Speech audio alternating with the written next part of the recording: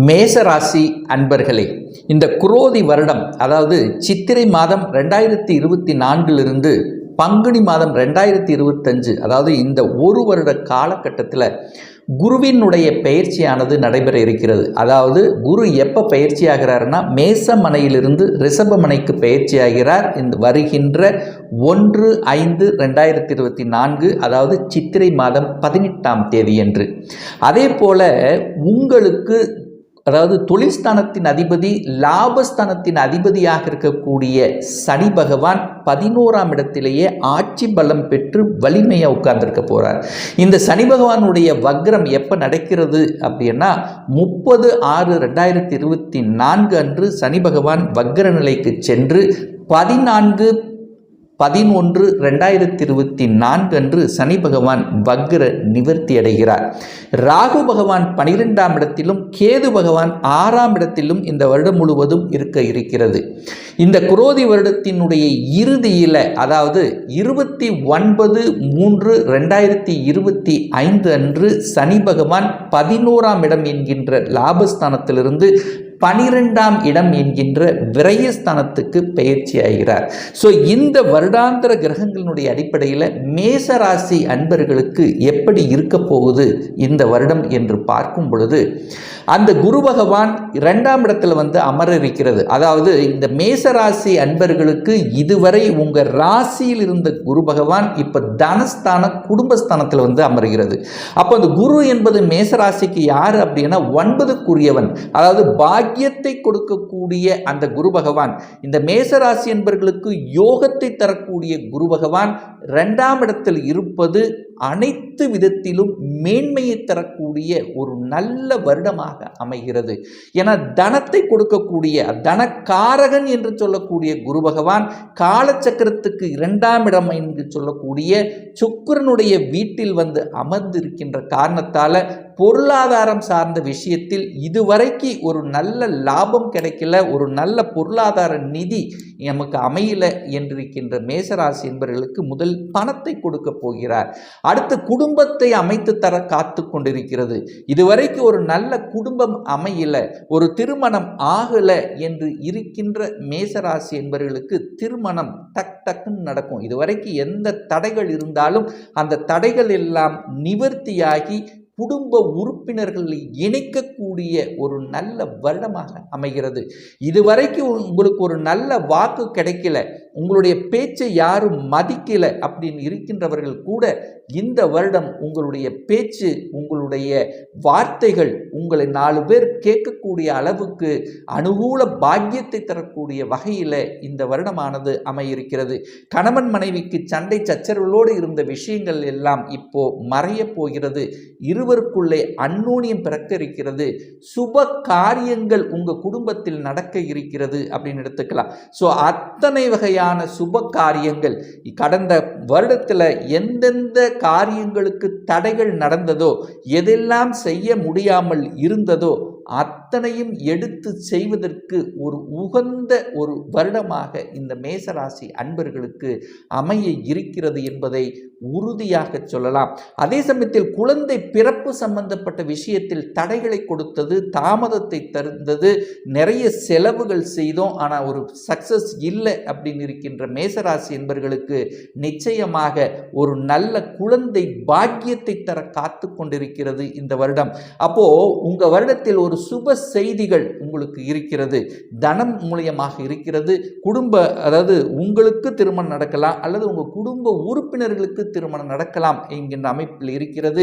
அதே சமயத்தில் பார்த்தீங்கன்னா கடன் இருந்து கொண்டே இருந்தது, கடனை கட்ட முடியல, கடனால பிரச்சனை, இந்த மாதிரியான மன அழுத்தத்தில் இருந்த இந்த மேசராசி என்பவர்களுக்கு கடன் படிப்படியான குறைக்கக்கூடிய சாத்தியக்கூறுகள் அல்லது கடன் இப்படித்தான் இருக்கு, அதற்கான செயல் திட்டத்தை தீட்டி வெற்றி பெற்று கடனை அடைக்கக்கூடிய தன்மை, எதிரிகளையும் அதாவது ஒரு எதிரி தொல்லை இருந்தது, இவர்தான் நமக்கு தொந்தரவு கொடுத்து கொண்டிருந்தார்கள் என்பதை இனம் கண்டு கொண்டு கொண்டு அதற்கு தகுந்த மாதிரி செயல் திட்டம் தீட்டி வெற்றியடையக்கூடிய தன்மையும் கொடுக்கும். என கேதுவும் அதே இடத்தில் இருக்கார். அந்த குருவினுடைய பார்வை அந்த 6ஆம் இடத்தில் பதிகின்ற காரணத்தால் கடன் தொல்லை, எதிரி தொல்லை, இதெல்லாமே நோய் தொல்லை, அதாவது கடந்த 1 வருடங்களாக ஏதோ நடந்து கொண்டிருக்கிறது, உடம்பு சார்ந்த விஷயத்தில் பிரச்சனை கொடுத்து கொண்டிருந்தது, அதையெல்லாம் மறையக்கூடிய தன்மை இந்த வருடம் நிச்சயமாக உங்களுக்கு இருக்கிறது.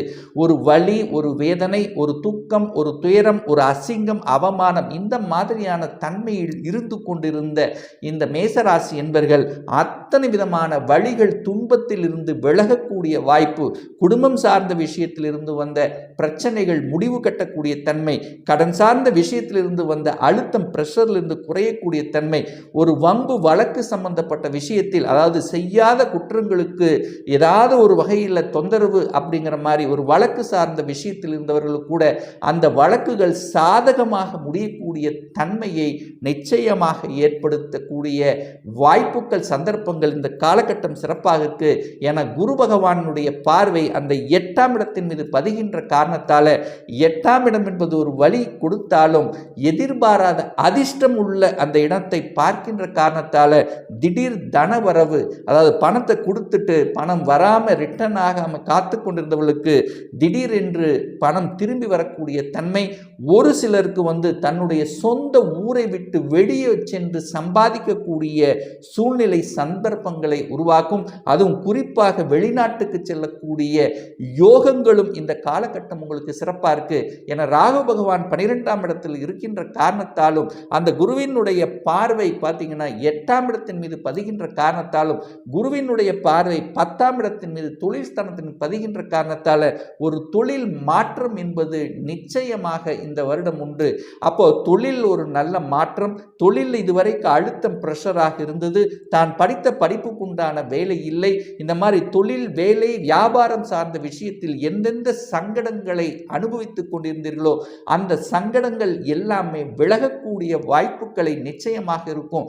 என குருவின் பார்வையை 10ஆம் இடத்தின் மீது பதிகின்ற காரணத்தாலும் அந்த 10ஆம் அதிபதியாக இருக்கக்கூடிய சனி பகவான் தனக்கு 2ஆம் இடம் என்கின்ற 11ஆம் இடமான லாபஸ்தானத்தில் ஆட்சி பலம், மூல திரிகோணம் பலம் பெற்று வலிமையாக இருக்கின்ற காரணத்தால தொழிலில் நல்ல மாற்றங்கள், தொழிலில் உயர்வு, தனத்தில் பெருக்கக்கூடிய தன்மை, லாபம் அடையக்கூடிய தன்மை, அதனால ஒரு மனமகிழ்ச்சி, கௌரவம் கொடுக்கக்கூடிய தன்மை, இழந்த விஷயங்கள், ஒரு இதுவரைக்கு தன்னுடைய முதலாளி கூட தன்னை புரிந்து கொள்ள முடியலையே அல்லது தனக்குண்டான ஒரு ரெகக்னேஷன் கொடுக்கலையே என்று இருக்கின்றவர்கள் இந்த வருடங்கள் நீங்கள் எதிர்பார்த்த விஷயங்கள் நடக்கக்கூடிய நல்ல ஒரு காலகட்டமாக உங்களுக்கு அமைகிறது.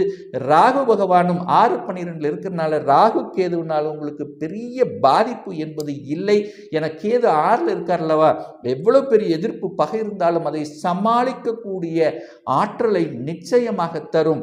தைரிய வீரியங்கள் பெருகக்கூடிய தன்மையை நிச்சயமாக உருவாக்கும். ஸோ இந்த வருடம் பிறக்கக்கூடியதே பார்த்தீங்கன்னா லக்னம் தனுசு லக்னமாக இருக்கிறதுனால அந்த லக்னம் என்பது மேசராசி அன்பர்களுக்கு ஒரு யோகத்தை தரக்கூடிய தன்மையாக இருக்கின்ற காரணத்தால குருவால பல நல்ல விஷயங்கள் இந்த வருடங்கள் உங்களுக்கு சிறப்பாக ஏற்படுத்தும். அதுவும் குறிப்பாக பணம் சார்ந்த விஷயங்கள், சொல்லிக் கொடுத்தல், போதனைகளை செய்வது, சட்டம், நீதித்துறை, இந்த மாதிரியான துறையில் இருக்கின்ற இந்த மேசராசி என்பர்கள், ஒரு சில மேசராசி என்பர்கள் வேலையை விட்டுவிட்டு தொழிலை ஆரம்பிக்கக்கூடிய அந்த எண்ண ஓட்டங்கள் அதிகமாக இருக்கக்கூடிய தன்மை, படிப்பு சார்ந்த விஷயங்கள் திருப்திகரமாக இருக்கக்கூடிய தன்மை. என குரு பகவான் 2ஆம் இடத்தில் உட்கார்ந்து இருக்கார்லவா, படிப்பால், அதாவது படிக்கக்கூடிய விஷயங்கள், நீங்கள் என்ன படிக்கணும்னு ஆசைப்படுகிறீர்களோ அந்த ஆசைகளை நிறைவேற்றக்கூடிய ஒரு நல்ல வருடம். அதாவது வெளிநாட்டில் போய் படிக்கணுமோ அல்லது தன்னுடைய சொந்த ஊரை விட்டு வெளியில் போய் அதர் ஸ்டேட், அதர் டிஸ்ட்ரிக்டில் போய் படிக்கணுமோ, ஸோ அந்த மாதிரியான அமைப்புகள் எல்லாமே உங்களுக்கு சிறப்பாக இருக்கிறது.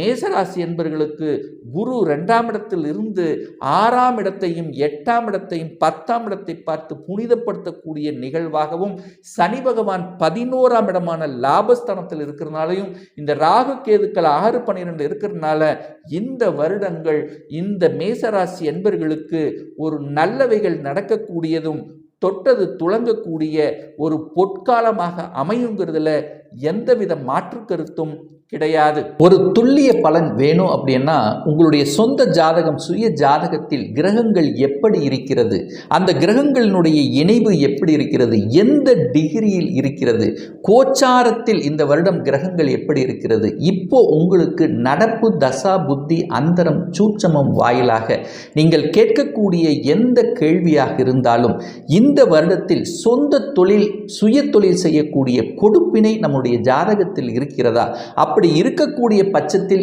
எப்போ நம்ம சொந்த தொழிலை ஆரம்பிக்கலாம், இப்போ +2 முடிச்சிட்டேன், என்ன கோர்ஸ் படிக்கலாம், எதை படிக்கக்கூடிய விதி கொடுப்பினை நம்முடைய ஜாதகத்தில் இருக்கிறது, எனக்கு திருமணம் தடையாக இருக்கு, எப்போதான் நமக்கு திருமணம் நடக்கும், குழந்தை பாக்கியம் கிடைக்கும், எப்போ வீடு கட்டக்கூடிய யோகம் இருக்கிறது, இது போன்ற கேள்விகளுக்கு துல்லியமான பதிலை நம்மால் கூற முடியும். ஒரு பர்சனல் கன்சல்டேஷன், சுய ஜாதகம் பார்க்கணும் என்று விருப்பமுடைய அன்பர்கள் டிஸ்பிளே தெரியக்கூடிய நம்பருக்கு வாட்ஸ்அப் மூலியமாகவோ ஃபோன் கால் மூலியமாகவோ தொடர்பு கொண்டு அப்பாயின்மெண்ட் பெற்றுக்கொண்டு கன்சல்டேஷன் எடுத்துக்கலாம். நிச்சயமாக இந்த பதிவு ஏதாவது ஒரு ரூபத்தில் உங்களுக்கு யூஸ்ஃபுல்லாக இருக்குங்கிறதுல எந்தவித மாற்று கருத்தும் கிடையாது.